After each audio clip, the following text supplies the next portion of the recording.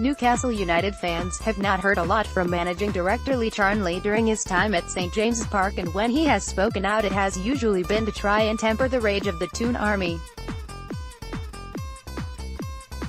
Mike Ashley's right-hand man is the individual pulling all the strings on Tyneside, running the club under the businessman's watch, and it would be fair to say he has not been Mr. Popular among the supporters for the decisions made.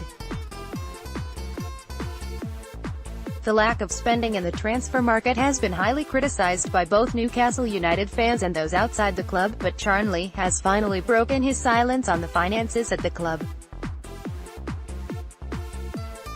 Lifting the lid on how the Magpies collect their money from the likes of television deals from being in the Premier League, the Newcastle chief insisted that the manner of payments means that they are not hoarding away cash and instead are covering payments that the club makes throughout the season.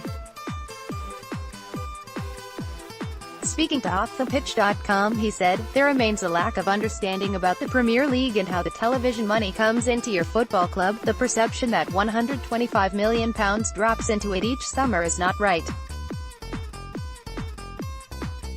It's not that we're sat on this big pot of cash waiting for a rainy day. Money comes in, money goes out, what is left is available to spend." In July, around £30 million arrives in the bank accounts of top-flight clubs.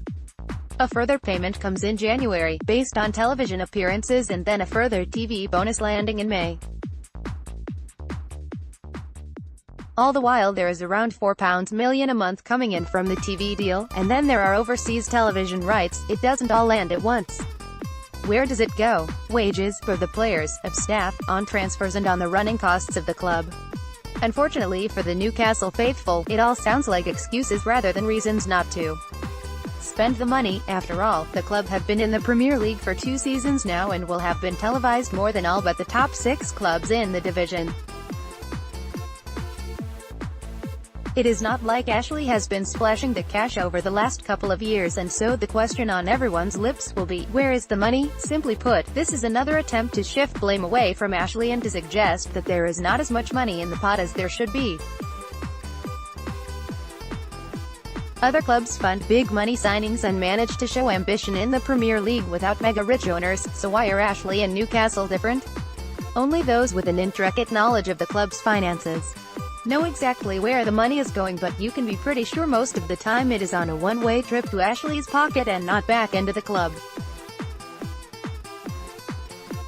Charnley had his chance to be transparent and honest with the Newcastle United faithful. Instead he hides behind excuses and tries to spin the story the way he, and Ashley, wants.